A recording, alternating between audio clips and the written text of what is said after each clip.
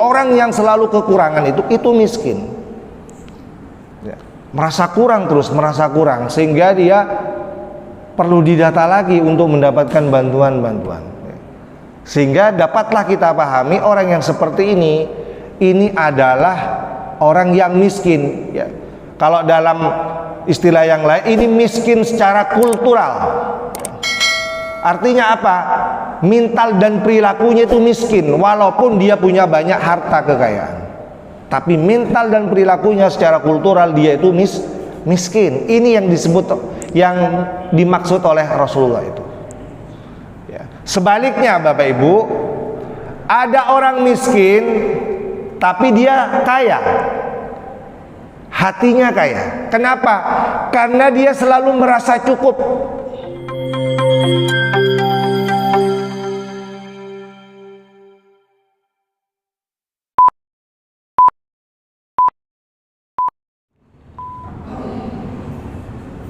Bismillahirrahmanirrahim. Assalamualaikum warahmatullahi wabarakatuh.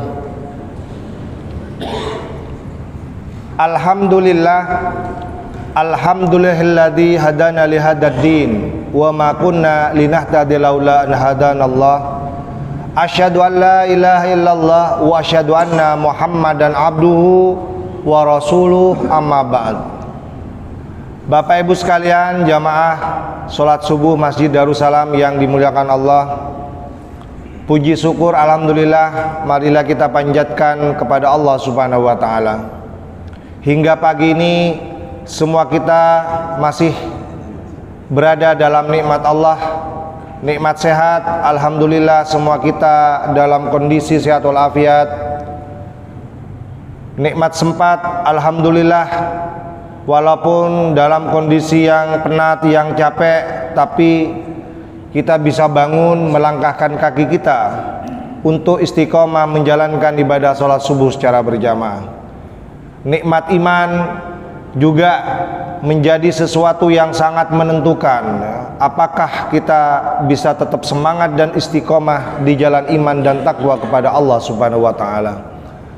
Bapak Ibu sekalian, jamaah sholat subuh yang dimuliakan Allah, salawat serta salam marilah kita juga sampaikan kepada junjungan kita Nabi Muhammad SAW, kepada keluarganya, kepada para sahabatnya, dan juga kepada seluruh umatnya yang tetap setia memegang teguh ajarannya hingga akhir zaman nanti. Jamaah sholat subuh yang dimuliakan Allah, pada pagi hari ini marilah kita bersama-sama merenungkan satu hadis pendek. Hadis ini bisa kita temukan dalam kitab Al-Arba'una Al-Qalbiyah, ya, ditulis oleh Muhammad Shaleh Al-Munajjid. Kalau diterjemahkan dalam bahasa kita, dan insya Allah sudah ada terjemahannya, Al-Arba'una Al-Qalbiyah, 40 hadis yang menjelaskan tentang hati. Ada 40 hadis. Kitab ini khusus menjelaskan tentang hati, ditulis oleh Al-Munajjid, yang nama lengkapnya itu adalah Muhammad Shaleh Al-Munajjid. Bapak Ibu sekalian, jamaah yang berbahagia, di antara 40 itu ada hadis pendek yang merupakan perbincangan antara seorang sahabat bernama Abu Dzar Al-Ghifari dengan Rasulullah. Siapa Abu Dzar Al-Ghifari ini? Kita mengenalnya dengan nama kunyah. Kunyah itu julukan, ya. Jadi yang populer itu adalah Abu Dzar Al-Ghifari. Tapi nama yang sebenarnya itu kalau kita baca di dalam sejarah itu, beliau itu nama aslinya adalah Jundub bin Junadah, ya. Jundub putra dari Junadah. Tetapi di dalam sejarah beliau lebih dikenal sebagai sahabat bernama Abu Dzar Al-Ghifari. Bapak Ibu sekalian, jamaah yang berbahagia, dalam sebuah kesempatan Rasulullah bertanya kepada Abu Dzar, dan ini diceritakan sendiri oleh beliau Abu Dzar. Qala li Rasulullah bertanya kepadaku, ataro kathratal mali huwal ghina. Afata ataro kathratal mali huwal ghina. Apakah kamu memandang ya, banyaknya harta itu adalah kekayaan? Atau dalam bahasa yang lain, apakah kamu mengira bahwa orang yang banyak hartanya itu adalah orang yang kaya? Qultu, kemudian beliau menjawab, na'am, iya. Kami memahami, kalau dalam bahasa kita, bahwa orang yang banyak hartanya itu adalah yang kaya. Kemudian pertanyaan berikutnya, beliau juga bertanya, wa atara qillatal mali huwal faqru. Apakah kamu mengira, apakah kamu memandang qillatal mal, yang sedikit hartanya itu huwal faqru, adalah kefakiran atau kemiskinan? Atau dalam bahasa yang lain yang mungkin lebih mudah, apakah kamu memandang bahwa orang yang sedikit hartanya itu adalah orang yang fakir, orang yang miskin? Qultu, kemudian beliau lagi-lagi menjawab, na'am ya Rasulullah, benar ya Rasulullah. Bapak Ibu sekalian jamaah yang berbahagia, ini pemahaman Abu Dzar Al-Ghifari ya. Memahami orang itu miskin, orang itu kaya, ukurannya adalah seberapa banyak dan seberapa sedikit dia memiliki harta. Jadi ukurannya itu adalah harta ya. Atau dalam bahasa yang lain, diukur kaya miskinnya seseorang itu secara ekonomi. Dan itu tidak keliru, karena memang itu pemahaman yang umum, termasuk kita mungkin pada hari ini. Memahami kemiskinan itu, memahami orang kaya itu diukur dengan banyak tidaknya dia memiliki harta, atau kita memahaminya secara ekonomi. Jamaah yang berbahagia, Rasulullah mencoba untuk meluruskan pemahaman ini ya. Walaupun secara ekonomi dapat dibenarkan pemahaman Abu Dzar Al-Ghifari ini, tetapi beliau memberikan perspektif yang berbeda, memberikan petunjuk kepada kita tentang makna miskin dan makna kaya. Beliau melanjutkan sabdanya, innamal ghina ghinal qalbi wal faqru faqrul qalbi. Sesungguhnya kaya itu adalah kaya hati, dan kefakiran itu, kemiskinan itu sesungguhnya adalah kefakiran hati atau kemiskinan hati. Jamaah yang berbahagia, ini pemahaman baru yang sudah lama disampaikan oleh Rasulullah tentang makna dari kemiskinan dan kekayaan, yang mencoba untuk mengimbangi pemahaman konvensional ya.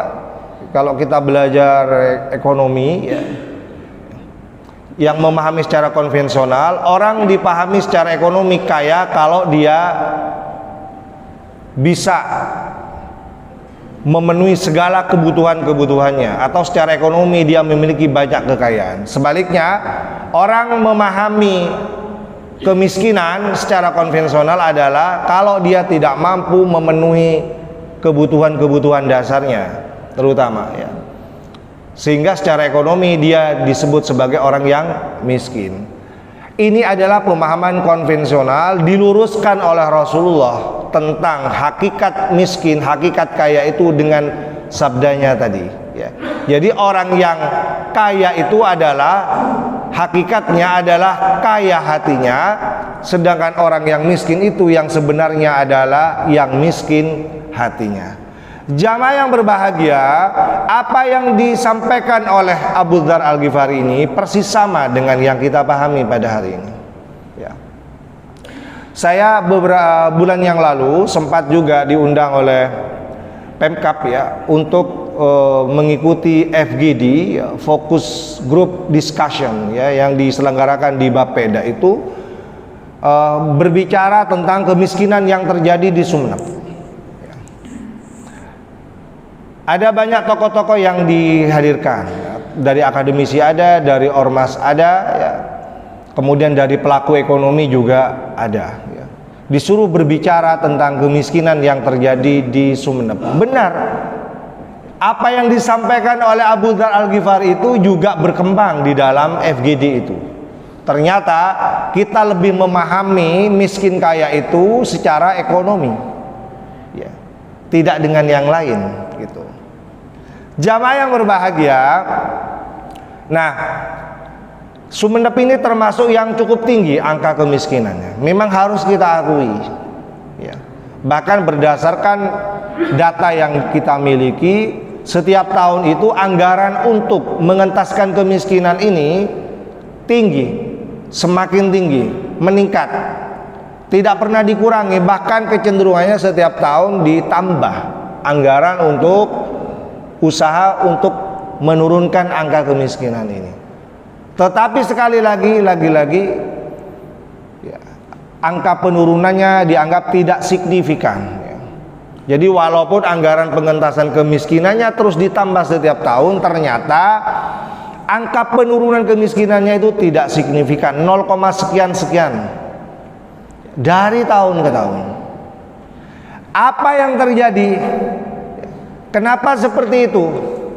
Ya, dikumpulkan ya, semua stakeholder, semua kepala dinas yang berhubungan dengan usaha pengentasan kemiskinan ini. Di mana letak masalahnya? Nah, ternyata kita memang salah satunya berbeda pemahamannya tentang kemiskinan ini. Ya. Jamaah yang berbahagia, saya kasih contoh misalnya, kalau ada pendataan yang dilakukan oleh BPS atau yang lain atau dinas pendudukan itu, ya, mendata masyarakat kita siapa yang berkategori miskin ya, menengah dan seterusnya, itu ternyata memang ada intervensi ya, intervensi dari dari kepala desa itu ya, supaya data kemiskinannya itu susah berubah gitu ya. Bahkan ada yang berani menyampaikan ada beberapa desa itu yang memang sengaja membuat rata kemiskinan itu ya, sehingga berhak untuk mendapatkan bantuan-bantuan ya. Jadi kalau dalam bahasa mereka itu, dalam bahasa Madura, tina moleh pada oleh, moleh rata. Jadi kaya miskin itu semuanya didata supaya dapat bantuan ya. Jadi apakah dia kaya, apakah dia menengah, apakah dia miskin, itu faktanya di beberapa desa itu sama-sama didata untuk mendapatkan bantuan. Coba Bapak Ibu ya. Sehingga percuma ada pendataan ulang, ya memang seperti itu ya. Inilah yang dijelaskan oleh Rasulullah, bahwa tidak bisa kita lagi memahami kemiskinan itu sebatas angka-angka gitu. Kalau dalam bahasa yang keren itu secara kuantitatif, yang ada saatnya kita juga menjelaskan kemiskinan itu juga secara kualitatif, tidak secara kuantitatif ya. Karena kalau secara kuantitatif tidak mampu terjelaskan semua ya, harus ada perspektif yang berbeda yang kita sebut secara kualitatif untuk menjelaskan ini. Nah, tidak bisa kita memahami kemiskinan itu hanya sebatas ya, mereka yang sedikit hartanya atau banyak hartanya. Buktinya mana? Buktinya banyak orang yang, mohon maaf, orang yang kaya tapi dia miskin. Atau sebaliknya, ada orang miskin tapi dia kaya ya. Gitu. Nah, kenapa saya sebutkan itu ya, kenapa saya sebutkan itu? Coba kita pikirkan. Ada orang kaya tapi miskin, sebaliknya ada orang miskin tapi kaya ya. Ini yang disebutkan oleh Rasulullah tadi ya. Orang kaya tapi miskin hatinya ya. Atau sebaliknya, orang miskin tapi dia kaya hatinya ya. Bapak Ibu sekalian jamaah yang berbahagia, kita jelaskan satu persatu ya. Ada orang kaya tapi miskin. Kenapa disebut miskin? Karena dia itu mentalnya kurang. Saya ulangi sekali lagi, ada orang kaya tapi dia merasa miskin. Dia bermental miskin sehingga dia selalu ingin didata untuk mendapatkan bantuan tadi. Nah, secara sederhana, orang yang merasa kurang berarti itu kan kekurangan. Dia itu kekurangan, karena kekurangan itu orang miskin. Orang yang selalu kekurangan itu miskin. Ya, merasa kurang terus, merasa kurang, sehingga dia perlu didata lagi untuk mendapatkan bantuan-bantuan. Sehingga dapatlah kita pahami orang yang seperti ini adalah orang yang miskin ya. Kalau dalam istilah yang lain, ini miskin secara kultural ya. Artinya apa? Mental dan perilakunya itu miskin, walaupun dia punya banyak harta kekayaan, tapi mental dan perilakunya secara kultural dia itu miskin. Ini yang disebut, yang dimaksud oleh Rasulullah itu ya. Sebaliknya Bapak Ibu, ada orang miskin tapi dia kaya, hatinya kaya. Kenapa? Karena dia selalu merasa cukup. Walaupun dia dapat rezeki pas-pasan, sedikit, tidak sebanyak kita yang dapat gaji bulanan, tetapi dia merasa cukup. Karena merasa cukup, maka kita bisa memahami bahwa dia berkecukupan. Karena berkecukupan, maka bisa kita katakan bahwa dia itu kaya. Karena orang kaya itu pasti berkecukupan ya. Orang kaya itu pasti berkecukupan.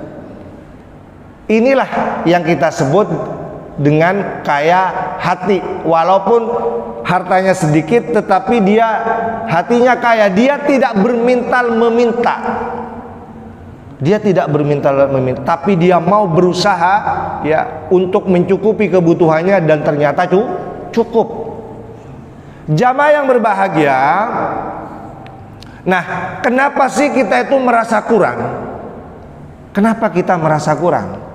Karena memang selama ini orang itu kalau kita perhatikan ya, itu yang dituntut itu adalah gaya hidup, bukan kebutuhan hidup. Jadi saya ulangi sekali lagi, kenapa ada orang selalu merasa kurang? Ya karena dia selalu ingin mengikuti gaya hidup, bukan untuk memenuhi kebutuhan hidup. Saya kasih contoh supaya lebih konkret, lebih mudah ya. Misalnya apa itu ya? Ibu-ibu ya, ibu-ibu kalau ke undangan itu biasanya bawa apa, Bapak? Kalau pergi ke undangan itu bawa tas, ya kan? Bawa tas. Bapak-bapak tahu nggak harga tas itu berapa? Yang dibawa ibu-ibu ke undangan itu, tas itu harganya berapa kalau beli? 100.000 dapat.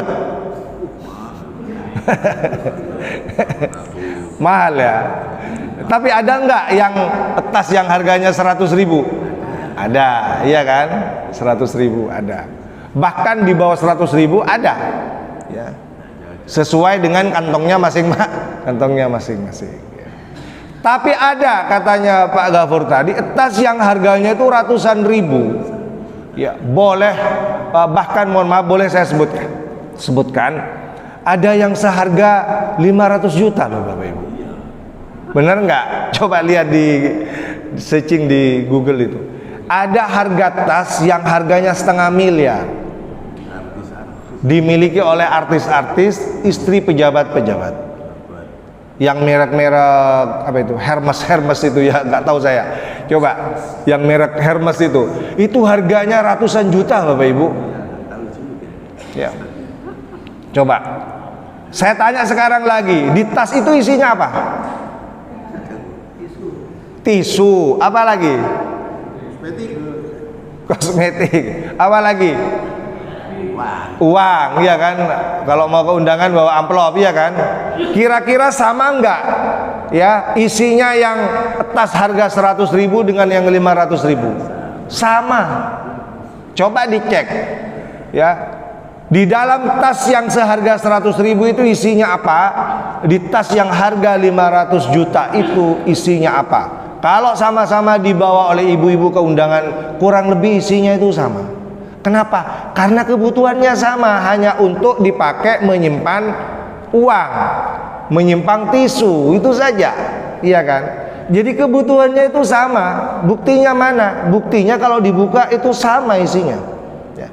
Tetapi sekali lagi, yang satu untuk memenuhi gaya hidup, yang satu untuk memenuhi kebutuhan hidup ya kan? Makanya walaupun harganya 100.000, dia tetap percaya diri ya, karena memang kebutuhannya dia cuman itu, dan mampunya cuman beli yang 100.000. Tetapi orang yang kaya raya nggak mau kalau yang tidak bermerek ya, yang tidak harganya ratusan juta, nggak mau dia. Kenapa? Karena mengikuti gaya hidup. Jamaah yang berbahagia, bukti yang lain misalnya ya. Kenapa kita selalu merasa kekurangan ya? Kita kalau beli nasi goreng di jalan itu berapa? 10.000 sudah dapat. Benar nggak? Nasi goreng yang dijual oleh pedagang kaki lima itu 10.000 harganya, itu sudah dapat, sudah kenyang ya. Bahkan ada yang sudah enak itu 10.000. Tetapi banyak di antara keluarga kita di Sumenep ini itu nggak mau beli di jalan-jalan sama pedagang kecil, nggak mau kalau nggak, mohon maaf ya, kalau nggak di Arina Cafe misalnya ya, atau di mana yang kafe-kafe yang baru itu, restoran yang mewah, iya kan? Nggak mau. Kenapa? Karena gaya hidup nggak keren kalau ngajak keluarga besar, iya kan? Apalagi dia orang terpandang, orang punya. Kalau nggak beli di tempat-tempat itu, harganya bisa berapa? Kalau beli di kafe-kafe besar itu, yang awalnya 10.000, harganya berapa biasanya? Bisa 20.000 minimal, bisa lebih, iya kan? Belum lagi itu kan ada pajaknya itu. Ya, kita beli-beli di kafe-kafe itu ada pajaknya. Ya, sehingga harganya lebih mahal. Lagi-lagi kalau kita mau mengikuti gaya hidup, jangan reng matur apa banyak invesena. Ya, mau tak cocok ya dengan masakannya di rumah, silahkan ajak setiap malam keluarganya ke kafe-kafe itu. Ya, kalau kita mengikuti gaya hidup, ya, maka kita akan selalu merasa kurang terus gitu loh. Ya, kenapa? Karena yang kita ikuti adalah gaya hidup. Kalau nggak di restoran nggak mau beli makan, ya kan? Dia nggak mau beli nasi goreng di jalan gitu ya. Saya pernah juga, ini contoh yang ketiga ya. Bapak Ibu dulu pernah mungkin mendengar yang viral itu, yang rujak Syahrini itu, pernah dengar? Rujak Syahrini. Pernah dengar? Tahun berapa itu ya? 2000 berapa itu? Kebetulan itu di tempat saya di Saronggi. Walaupun saya nggak tahu yang rujak Syahrini itu kayak apa rasanya, ya orangnya yang bagaimana, saya nggak tahu itu. Cuman lihat foto-foto yang di-share oleh teman-teman itu.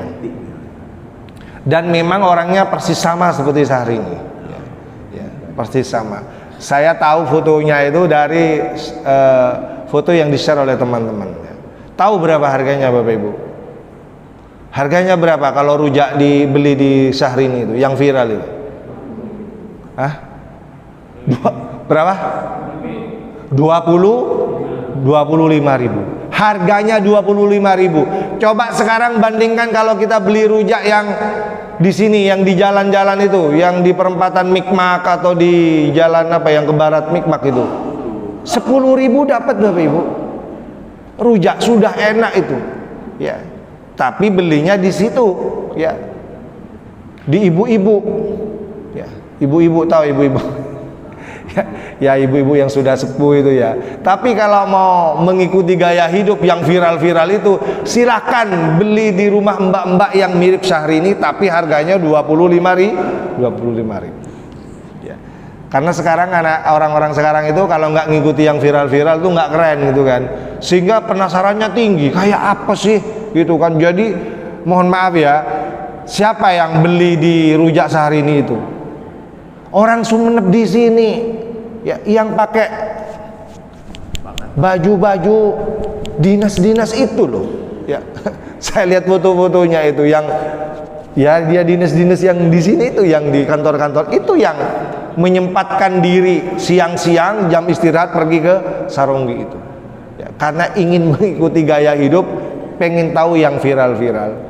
Jamaah yang berbahagia, inilah yang diluruskan oleh Rasulullah, bahwa ke depan kita memahami kemiskinan itu jangan lagi secara konvensional ya, yang hanya memahami persoalan kaya miskin itu sebatas secara ekonomi ya. Perlu juga kita pahami dengan menggunakan perspektif yang lain ya. Makanya kalau kita baca referensi itu, kemiskinan itu macam-macam ya. Ada kemiskinan secara ekonomi, ada kemiskinan struktural, ada kemiskinan kultural ya kan, kalau kita baca itu referensi itu ya. Nah, sesuai dengan teori ekonomi secara teori ekonomi modern, apa yang disampaikan oleh Rasulullah berabad-abad yang lalu itu ternyata berhasil ditemukan oleh pakar-pakar ekonomi yang ahli di bidang kemiskinan itu pada zaman ini. Bapak Ibu sekalian jamaah yang berbahagia, menutup perjumpaan kita pada hari ini, saya ingin mengajak kita semua, ayolah kita belajar untuk bersyukur dan bersabar ya. Apapun rezeki yang kita terima, ya, ayo kita belajar untuk bersyukur dan bersabar ya. Itulah keajaiban seorang mukmin, ajaban lil mukmin. Ajaib seorang mukmin itu. Di mana letak ajaibnya Ustaz? Idza asobathu syarra, apabila dia mendapatkan ya kesenangan ya, as-syarra ya, syakar, dia itu bersyukur ya. Jadi kalau dapat uang banyak, gajinya besar, dia bersyukur.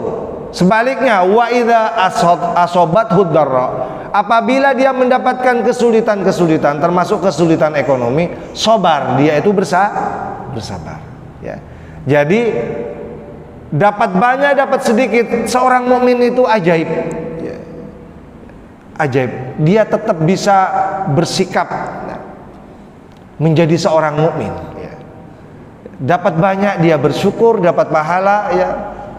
Dapat sedikit dia sabar juga dapat pahala. Jadi sedikit banyak nggak ada masalah bagi seorang mukmin ya. Karena seperti itu sikapnya, dia ingin belajar ya, bersyukur dan bersabar. Jamaah yang berbahagia, Rasulullah juga bersabda, innallaha la yaqdi lil mu'min, sesungguhnya Allah itu tidak akan menentukan bagi seorang mukmin itu qadaan ya, sebuah ketentuan, illa wa kana lahu khair, kecuali itu menjadi sebuah kebaikan bagi dia ya. Jadi sekali lagi, seorang mukmin itu ya akan selalu menerima apapun yang ditakdirkan oleh Allah, karena itu yang dianggap terbaik ya. Dan Allah meyakinkan kita dalam hadis ini ya, bahwa Allah tidak akan menakdirkan kepada seorang mukmin kecuali takdir itu menjadi sesuatu yang baik dalam hidupnya. Jadi sekali lagi, sedikit banyak rezeki yang kita terima itu harus kita imani sebagai sebuah takdir, dan sebagai orang yang beriman akan selalu beriman apapun takdirnya. Apakah mau dapat sedikit, apakah mau dapat banyak ya, kita tetap beriman. Bapak Ibu sekalian jamaah yang berbahagia, saya kira ini saja yang bisa saya sampaikan, tidak banyak, hanya satu hadis saja, tetapi dari satu hadis ini kita sudah mulai paham, oh ternyata Rasulullah memahami kemiskinan itu bukan hanya masalah persoalan ekonomi, bukan hanya masalah hitung-hitungan banyak tidaknya dapat rezeki, tetapi lebih dari itu, beliau memahami orang miskin, orang kaya itu juga dengan menggunakan pemahaman yang lain ya. Orang kaya itu adalah yang kaya hatinya, orang miskin itu yang miskin hatinya. Semoga bermanfaat. Marilah kita tutup majelis kita ini dengan doa kafaratul majelis.